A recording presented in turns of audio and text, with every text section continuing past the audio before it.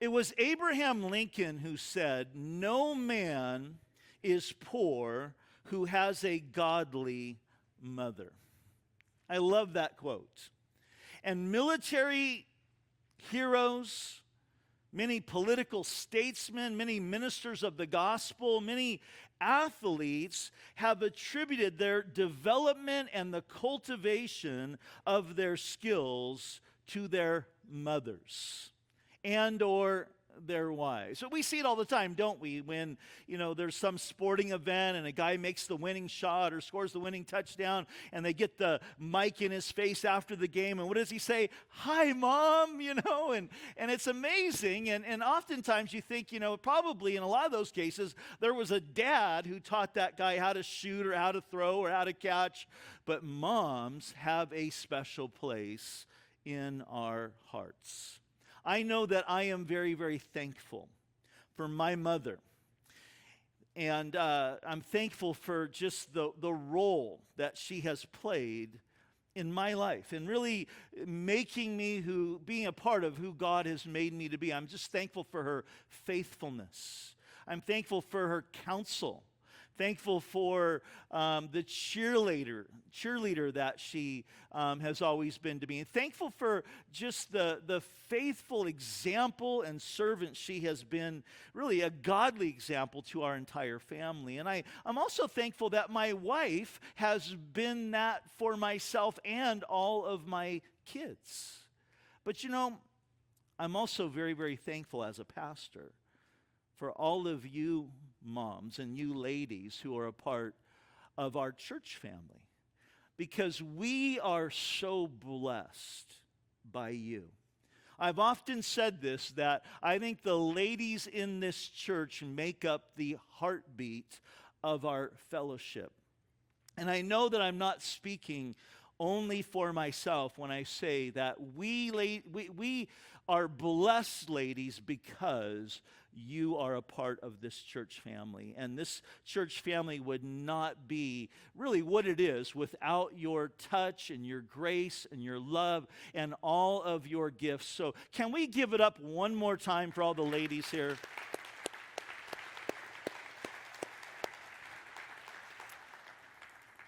And today we're continuing our study in the book of Esther. And today we're actually going to meet Esther. We haven't met her yet. And we're going to see in this text 4 things about Esther that are examples for all of us, but especially to you ladies who are maybe looking for a role model, someone to look to, a woman to look up to. And these are 4 traits that are worth noting and worth emulating and worth praying into our lives. But before we get there, we have some setup work to do before we get to those points today. And so chapter 2, if you notice, it begins this way: after these things. And we have to pause there and ask the question, after what things? And this is what we need to know, is that there is actually a 3-year gap between chapter 1 of the book of Esther and chapter 2. And we remember, if you look back in chapter 1, verse 3, it tells us that the banquet that was happening and going on was taking place in the 3rd year of King Ahasuerus' reign. And then in chapter 2, verse 16, it tells us the events here in chapter 2 actually take place in the 7th year and the 10th month of his reign. And there is a year gap between verse 1 and verse 16 of chapter 2. So there is really over a 3-year gap between chapter 1 and chapter 2. And if you haven't been with us, quick recap on chapter 1. This king, who was very, very arrogant guy, throws this party for 6 months, a 6-month banquet where he invites all of the important people in his kingdom, all 127 provinces, to Shushan the citadel, where he's living there in Persia, where his palace is, and they throw this 6 months party. And the purpose of the party is to illustrate how great he is, the grandeur of his kingdom, but it's also to win the military support of the leaders of all of these 127 provinces that he oversees. And the final 7th week of this 6-month bash, the king decides that he's going to ask his wife, Queen Vashti, to come into this banquet where women were not allowed. This was just a men's gathering to really parade her, wearing her crown. And some people think that it meant that she would come in and she would be unveiled, which was really a disgrace. It was degrading in that culture. But other commentators believe that he was asking her, because if you recall last week, he was drunk when he made this request, that he wanted her to come in wearing only her crown, which would have been even more degrading. Well, Queen Vashti refuses to come. She says, "No way, I'm not doing that." And the king gets angry. And he has this, sense of an emergency here because, it gets put to him that, hey, if you let her get away with this, all of the women, they're going to take over. We're going to be in trouble. So what does he do? He listens to his advisors. He doesn't humble himself. He doesn't ask for forgiveness, but he listens to his advisors, and he ends up divorcing her and banishing her. And that's how chapter 1 ends. We come, though, to chapter 2, and in between chapters 1 and 2, history tells us that King Ahasuerus did try to invade Greece, and he was unsuccessful in conquering them. Now, I didn't see this movie, but if you saw the movie 300, that's what it was about. How Greece withstood the invasion of Persia and King Xerxes. Now, this is what you need to understand about history. Xerxes is Ahasuerus. Xerxes is his Greek name. Ahasuerus is his Persian name. And there's actually an ancient story that is still told today about the Grecian stand against Persia. That when Xerxes marched into Greece, he was ultimately defeated and humiliated. And it's reported that as he came in, he comes in contact with a Grecian general, and he says to him, "You need to surrender your arms." And the Grecian general says, "You need to come and take them." In the movie, it was lay down your arms, and the Grecian general says, "You need to come and take them." And to this day, that's the motto of the Greek army. And they tell this story to their kids growing up in the Greek school. And if you enlist in the military in Greece, they talk about how they crushed Xerxes. And so after 2 years, when we get to chapter 2, after these 3 years, this battle has happened. The king, who has returned from this battle with his tail between his legs, he's dejected. And that's when we read this. "And after these things, when the wrath of King Ahasuerus subsided, he remembered Vashti and what she had done and what had been decreed against her." Pause there for a minute and give me your attention. How many of you have ever made a mistake? Raise your hand, all right? How many of you have ever done something stupid, all right? How long did it take you to realize it? Was it an hour?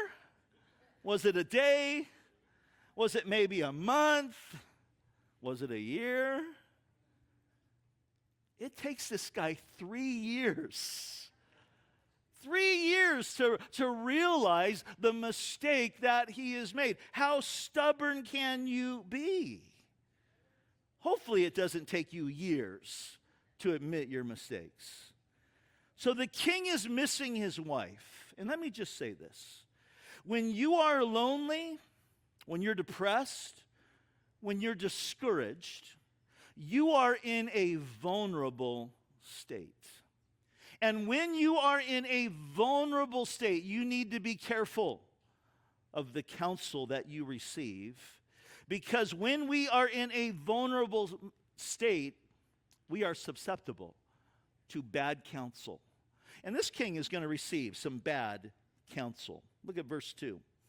"The king's servants who attended him said, 'Let beautiful young virgins be brought for the king, And let the king appoint officers in all the provinces of his kingdom, that they may gather all the beautiful young virgins from Shushan the citadel into the women's quarters under the custody of Haggai, the king's eunuch, the custodian of the women.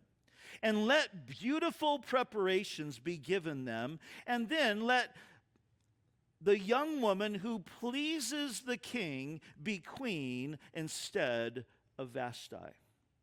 So here's the answer of these men. You need a wife. So let's have a Miss Persia contest, pageant, and you can be the sole judge. And we're told that this thing pleased the king. He's like, I like that idea. What better way to get my mind off of everything going on than to parade beautiful women before me? So he loves this idea. But I got to say this. The solution that these men come to is the same one that I see people make every single day. They realize that there's a void in their lives, and this is what they think. I need a person. I need someone who's going to fill this void in my life. But this is the problem that so many people make, is they seek to fill a void in their hearts with people or with things or with something.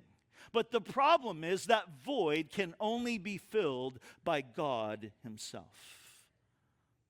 Ahasuerus doesn't realize this. He thinks, another woman, a new queen, that sounds like a great idea. Now, as we come to verse 5, we are introduced to the two most important people in this story. Verse 5. In Shushan the citadel, there was a certain Jew whose name was Mordecai, the son of Jair, the son of Shimei, the son of Kish, a Benjamite. Kish had been carried away from Jerusalem with the captives who had been captured with Jeconiah, the king of Judah, whom Nebuchadnezzar, the king of Babylon, had carried away. Pause there. The first person that we are introduced here to is a Jewish man by the name of Mordecai. And here we are told how he ended up in Persia. And what the author does here is he points back 118 years to a time when the Babylonians, led by King Nebuchadnezzar, invaded Jerusalem. And it was during the reign of Jeconiah, the king of Israel. And at that time, Mordecai's great-grandfather, Kish, and his family were taken captive and carted off to Persia. Which means, and this is important, you need to realize this, which means that Mordecai was born in Persia. So Mordecai is a Jew living in Persia. He's grown up in that culture, and we'll see in verse 19 that he actually has a job working for the king. But let's continue. Verse 7. And Mordecai had brought up Hadassah, that is Esther, his uncle's daughter, for she had neither father nor mother, and the young woman was lovely and beautiful. And when her mother and father died, Mordecai took her as his own daughter. So here we're introduced to Hadassah, also known as Esther. She is much younger than Mordecai, which means that she was also born in Persia. Somehow her parents died. She becomes an orphan, and Mordecai takes her and raises her as his own daughter. It's a role that will have ramifications that he would never even imagine.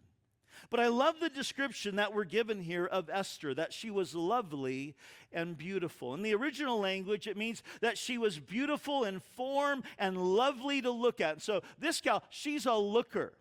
But here's the thing that we need to understand about her, and we'll see this, is she wasn't just a pretty face. Esther wasn't just beautiful on the outside, but she was also very beautiful on the inside. And that's what matters most.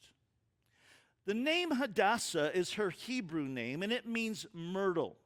It's taken from the myrtle bush that gave off this beautiful fragrance. So her name could mean beautiful fragrance. Esther is her Persian name, and it means star. And I love what Ray Stedman, one of my favorite Bible commentators, points out. He says that Hebrew scholars, they translate the name Esther to mean hide or hidden. And what Stedman does is he combines these two definitions to form this idea that God had hidden his star, Esther, for his people in Persia. Esther was God's star, God's fragrant star, hidden in Persia for the people of Israel, because God had not forgotten this orphan girl. But he had a plan that he was going to use her life in a huge way. Now, when Esther lost her mom and dad, she must have thought her life was over. She must have been so discouraged. It must have been so confusing to her to think, why would God allow this to happen? And maybe you've gone through situations like that. Maybe you're going through that right now, some difficulty where you're wondering, why would God allow this to happen? But Esther is going to discover that God had a plan for her life that was beyond what she could even imagine. That God would bring this godly relative into her life to love her and care for her and raise her in the ways of the Lord.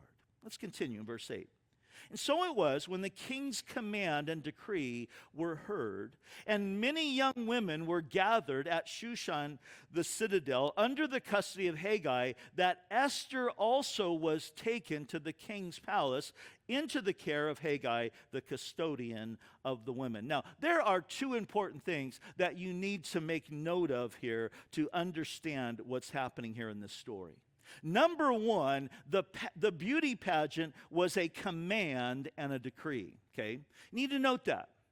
It was a command and a decree, and the decree was that all of the beautiful women, the girls who were the young virgins who were deemed beautiful, would be brought to the palace. Now, the reason why you need to understand this is because I don't want you to picture in your mind all these little mini beauty pageants going on in the 127 provinces where these young girls are earning the right to go and, be in the contest for Miss Persia. That is a wrong picture of this. Don't picture all these young girls, sending their audition videos. That's not what's happening here.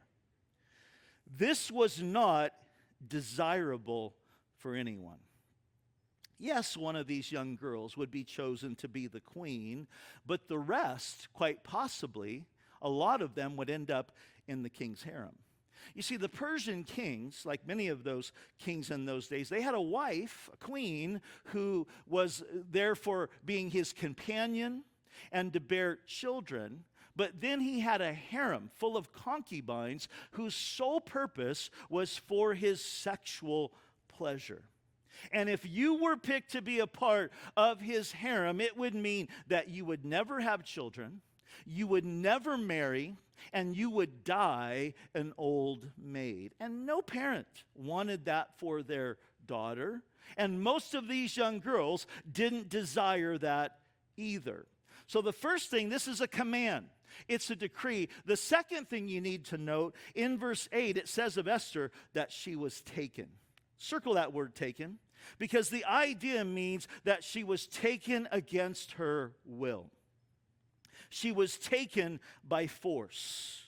That she was a reluctant participant in this whole thing. And again, I think some Bible commentators try to ignore this, and they try to romanticize this story, thinking of it sort of like a fairy tale, like Cinderella, where Mordecai and Esther are conspiring together in a way that they can advance Esther in a worldly fashion, that she can use her good looks to get ahead. That is not what is happening here at all. Esther is spotted for her beauty, and she's taken against her will, all to the dismay of Mordecai, which we'll see later in the story, because you see, both he and Esther know that if she's not chosen to be the queen, quite possibly there's a good chance she's going to end up in the harem. And dads, I want you to imagine that. Imagine how hard that would have been to have your daughter taken away, and you know that you might not ever see her again. At this moment, Esther and Mordecai have no idea what God is doing. All they can do is trust him. And I think that's the hardest thing for a parent, isn't it? When you find yourself in a position where something's going on with your kids and there's nothing you can do. There's nothing you can say. That's the hardest thing to have happen. And that's where Mordecai finds himself here. Now, I want to address at this point another error that many good Bible teachers make in interpreting the story of Esther.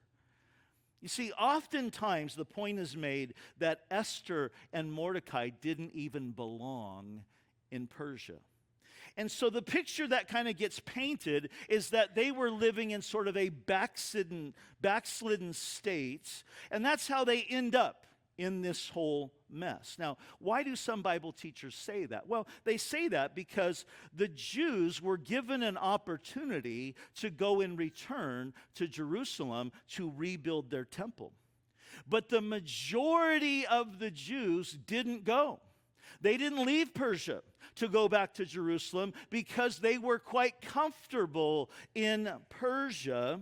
And that is a true statement. In fact, I told you that in our very first study here in the book of Ezra. But the thing that you need to understand is that fact doesn't pertain to Esther or Mordecai or really any of their peers living at this particular time. And a quick history lesson lets us understand why. That decree was given. The decree to go back and rebuild the temple in Jerusalem was given by Ahasuerus' grandfather, King Cyrus. It was given in 539 BC. The first group of Jews that left in 538 BC, and they were led by a man by the name of Zerubbabel, and there was only about 1,000 that went. Later that same year, another group went with a guy by the name of Ezra. We have his story in our Bibles under the name Ezra, and 50,000 left to go with Ezra. And I want you to know, from Shushan the citadel to Jerusalem, you're talking 900 miles. They're traveling across desert. They're traveling on foot. This was a difficult journey. So the first group goes out with Zerubbabel, about 1,000. The next group goes out with Ezra, about 50,000. But here's what you need to understand, and this is what many good Bible teachers, they miss, is the time frame of the book of Esther takes place in 486 BC. That's when King Ahasuerus' reign begins. Here in chapter 2, we're in 479 BC because we're in the 7th year. So it has been, get this, 59, almost 60 years since that first group left to go back to Jerusalem. Esther wasn't even born at that time. I mean, she, in order to be one of the young virgins being brought to be a part of this contest, she's barely 20 years old. She might have even been younger than that because women in that culture at that particular time, they married in their teens. She's still a young virgin. So she's at the most 20 years old at this time, and it's safe to say that when the first group left in 538 BC, Mordecai wasn't even born either, because he had to be at least 20 years old to start taking care of Esther when she was orphaned. So he either wasn't born or he was a young man. If he was alive at that time, add 60 years to that, he'd be in his 80s right now, and that doesn't seem to fit with the story. So neither Mordecai nor Esther were even born when that first opportunity is given. And it wouldn't be another 20 years from this point, 80 years in total, until another group left to go back to Jerusalem. And that's what a lot of people miss. And it wasn't like in that culture that you could just come and go when you wanted. And no, you were under the reign of Persia, and Persia controlled the whole Middle East. So you couldn't get beyond the reach. And some have said, well, how come, Mordecai didn't just take Esther so she didn't have to be a part of this contest and go escape somewhere? Where would they go? Persia's reach was everywhere there in the Middle East at that time. So my point is this. It's very poor biblical exegesis to fault Esther and Mordecai for being in Persia at this time. They didn't have a choice. They instead are a good example for us of two people being born into a sinful world, being placed in a sinful society, trying to make their mark in a world that was not their home. They are two people who are putting an example before us of the balance of living in this world and working in this world, but not being a part of this world. So they're thrust into this situation where all they can do is trust God. So all these girls are taken, brought to Shushan. Josephus, the Jewish historian, tells us that there were probably close to 400 girls that were a part of this contest. Let's pick it up in verse 9. Now the young woman Esther pleased him. The him there is Haggai, the custodian of the women, and she obtained his favor. So he readily gave beauty preparations to her besides her allowance. And then 7 choice maidens were provided for her from the king's palace, and he moved her and her maidservants to the best place in the house of the women. Now here's where I want to begin to point out 4 noteworthy things that we see here about Esther. The first is that she was beautiful on the outside, but also on the inside. We're told here that she catches the eye of Haggai, but I want you to notice the phrase in verse 9, she obtained favor, is pregnant with meaning in the original Hebrew. The literal translation for she obtained favor means she lifted up grace before his face. Don't you love that? She lifted up grace before his face. There was something about her, in other words, that was so different. Her countenance was grace magnified. And it's interesting that this description is used of Esther 3 times in this chapter. It's used first here in verse 9 in regards to Haggai. It's used again in verse 15 in regards to anyone who came in contact with Esther, that she found grace. She lifted up grace before their eyes. And it was used in verse 17 of the king himself. In other words, there was an inner beauty in Esther that everyone noticed. Now, the Apostle Peter admonishes women in the New Testament to not just be concerned about their outer beauty. And I want you to notice that he says, don't just be. He's not saying like, don't be concerned about your outer beauty, but he says, don't let that be your focus, but he says, but cultivate what is inside the heart, the imperishable quality of a gentle and quiet spirit, which, and this is what he says, which is of great worth in God's sight. This is the admonition that Peter gives to women is, hey, focus on your inner person more than the outer person. Don't neglect the outer person, but realize your true beauty is going to be seen in who you are on the inside. And Esther was a woman that was beautiful on the outside, but it was her inner beauty that caused her to stand out amongst these 400 other girls.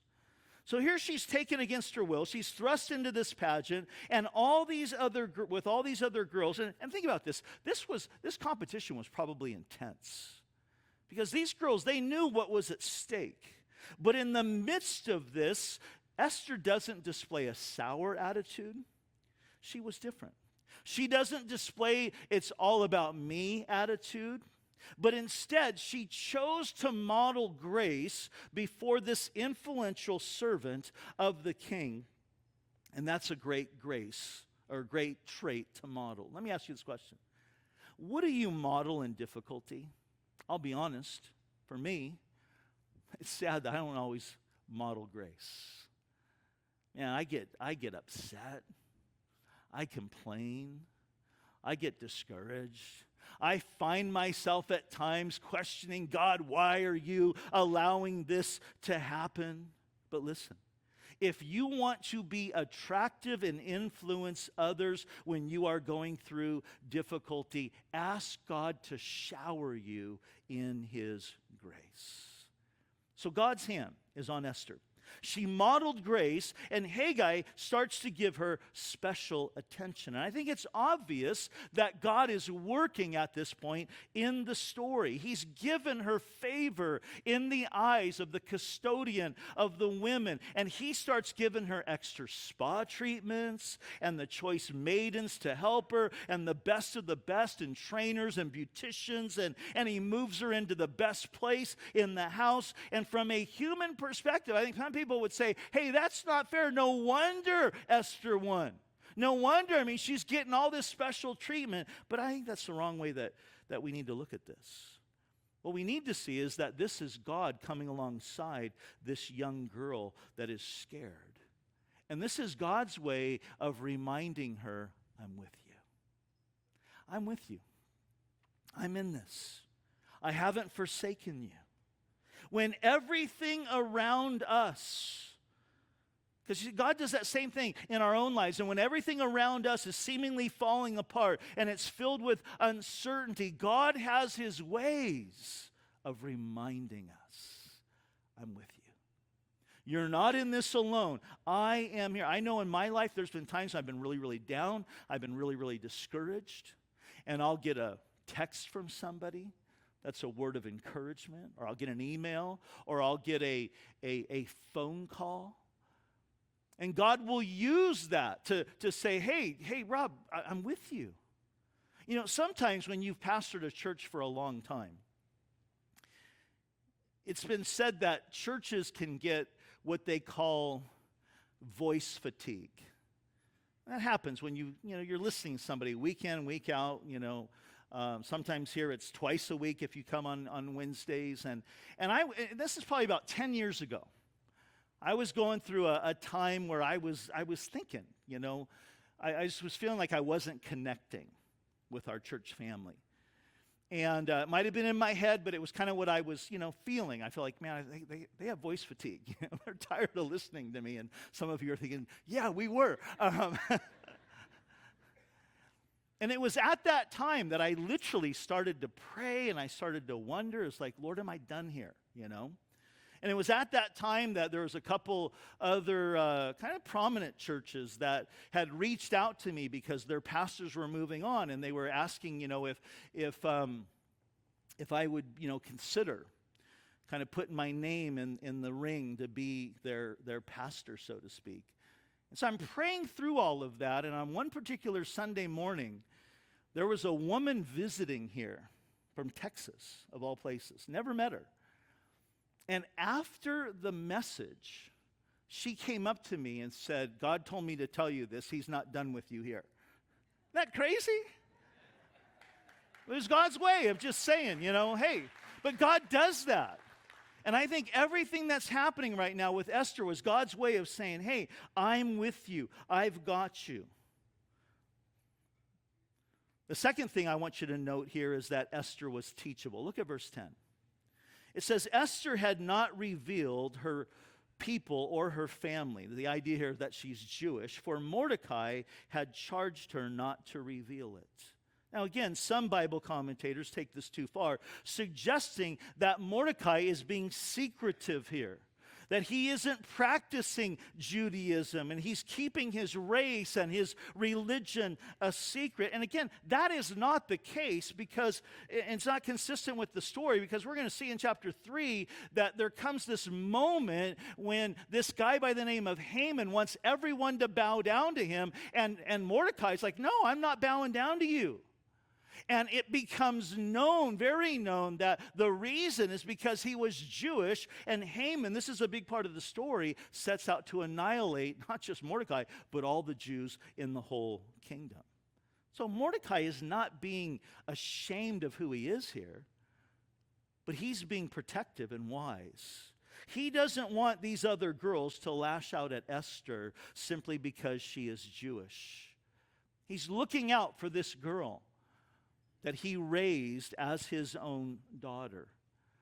And he doesn't want her to unnecessarily put herself in harm's way. So he asks her here to show some verbal restraint. And Esther, because she's teachable, great trait, wisely listens to him, showing that she has this teachable spirit. But notice what it says in verse 11. And every day Mordecai paced in front of the court of the women's quarters to learn of Esther's welfare and what was happening to her. This is so precious.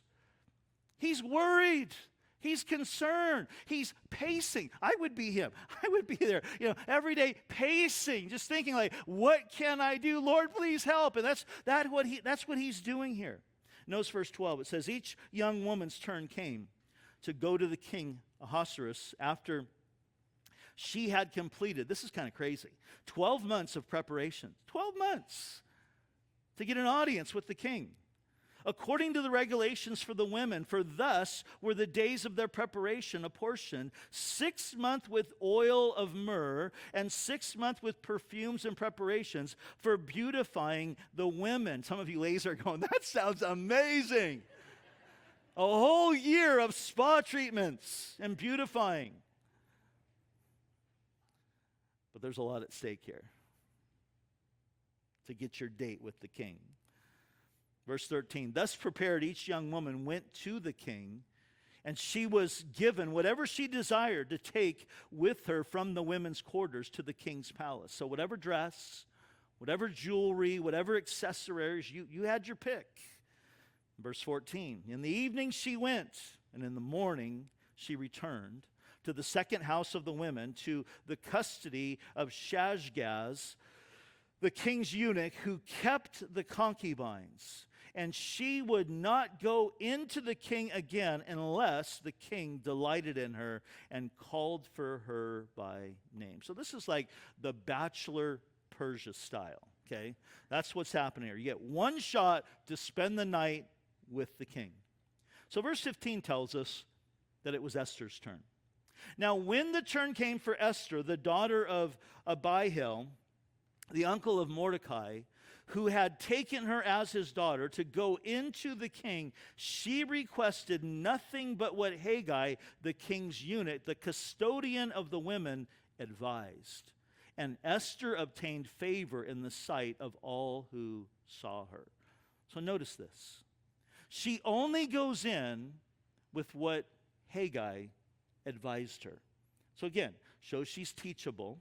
And it says that she found favor in the eyes of all who saw her. Again, she's lifting up grace before all of these people. But the third thing I want you to note that we see in these verses is that Esther remained authentic.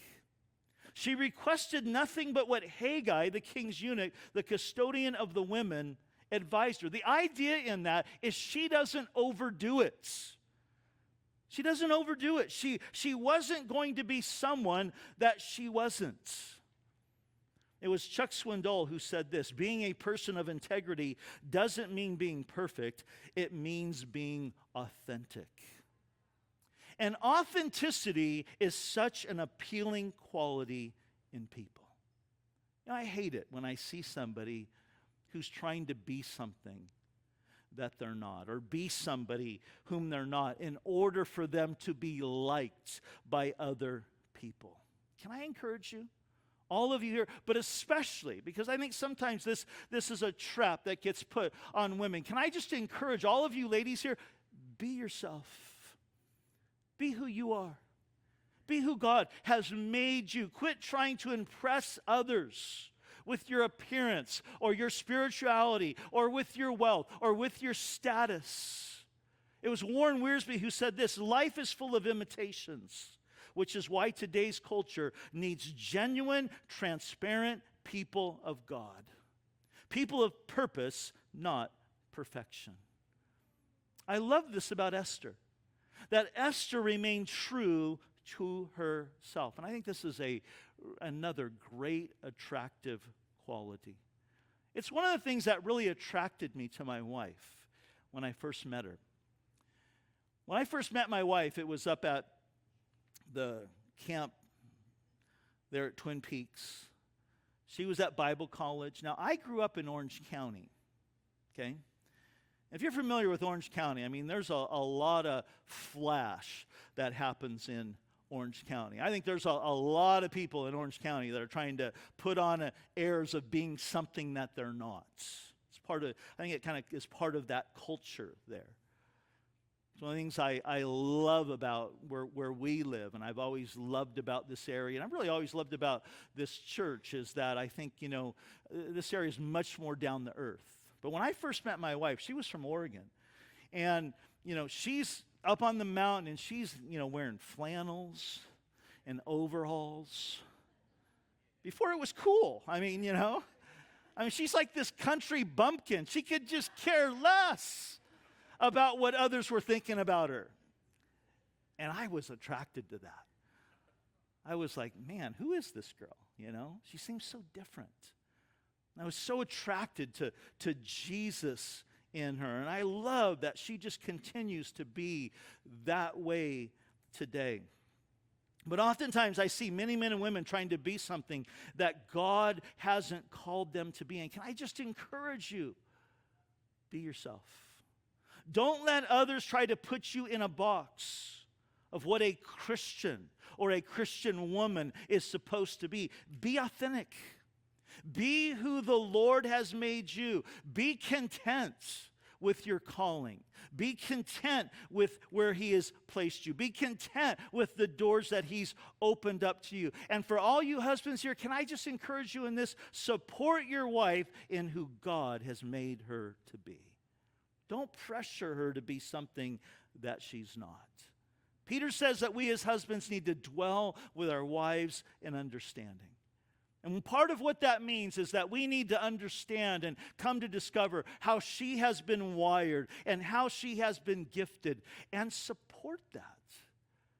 Years ago, I was meeting with a husband in our church, and he was kind of complaining because he wanted his wife to be something that she wasn't. He wanted her to be more involved in ministry, in church ministry and that type of thing, like other ladies that he saw here in the fellowship. And she was more content to serve her family. She was more content to let her ministry be, what she was doing at home. And so I asked him, I said, tell me, can your wife cook? He said, yeah, she's a great cook. Amazing cook. In fact, every day she gets up early and she makes me lunch and she makes our kids lunch. She's incredible as a cook. And I asked him, I said, okay, I said, that's great. I said, how about it? What's she like as a mom? She's a great mom. She's so devoted to our kids and so involved with our kids. And I said, what about, how is she at keeping the house? Oh, she's incredible. I don't have to worry about anything. How is she as a wife? Oh, she's a great wife. I feel so supported by her, and she's interested in our sex life. I mean, she's just great. And after, about 20 minutes of hearing him go on, I said, you know what, bro, I just want to tell you, there's a lot of guys in this church that would love to be married to your wife. I said, I want to encourage you to stop getting on her for what she's not and what you hope that she would be, but to support her and praise her and affirm her in who she is. Compliment her in her authenticity. Esther remained authentic. Let's continue here, verse 16. So Esther was taken to King Ahasuerus into his royal palace in the 10th month, which is in the month of Tebeth, in the 7th year of his reign. So Esther gets her turn here. Notice verse 17. And the king loved Esther more than all the other women, and she obtained grace and favor in his sight more than all the virgins. So he set the royal crown upon her head and made her queen instead of Vashti. She obtained grace and favor.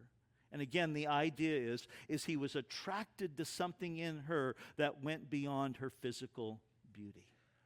There was something about her inner character that drew him towards her. And as the story goes on, we're going to see he literally falls in love with her. He's going to give her privileges that no other queen or woman would have in that culture. And in the midst of all this, we see how God is working behind the scenes to orchestrate events for a greater good. He's putting his star, Esther, in this place so that she can have this opportunity to shine at the right time. And we'll get into that next week. But look at verse 18. Then the king made a great feast, the feast of Esther, for all of his officials and servants. So he puts on this feast, and she's the guest of honor. And he proclaimed a holiday in the provinces and gave gifts according to the generosity of the king. And when virgins were gathered together a second time, this is so more girls from the harem, Mordecai sat within the king's gate. Now, this is why scholars believe that he worked for the king, because in the ancient Orient, the gates of the city were the place where commercial and judicial and civil matters happened. So Mordecai's presence there in the gates seems to support the premise that he held a position of a counselor, if you would, in the king's system there. Look at verse 20, and we'll wrap this up. Now Esther had not revealed her family and her people, just as Mordecai had charged her, for Esther obeyed the command of Mordecai as, that's the key phrase, as when she was brought up by him. Here's the fourth thing we see about Esther. She was humble. She's the queen now, but she's still listening to Mordecai. She's still obeying his counsel. She doesn't get puffed up in pride and thinking, hey, I'm the queen now. I don't need to listen to him. But no, she is still being teachable because she's moving in humility. Humility and teachability were the graces that caused her to shine brightly. And humility is such an attractive trait. You know what's attractive to God? The Bible says that God resists the proud, but he gives grace to the humble. The Bible says, exalt yourself, and he'll humble you. God will humble you. But humble yourself, and he will exalt you. It's attractive to God, but it's also attractive to others. The Bible says that we're to clothe ourselves in humility. And the way that we do that is remembering who we are. It's remembering where we came from. It's remembering that we wouldn't be anything without the Lord himself. Esther stands out as this beautiful woman because she was beautiful on the inside as well as the outside. She was teachable, she was authentic, and she was humble. And that is something, those are some traits that for all of us to pray in and aspire that God would do that and work in our hearts.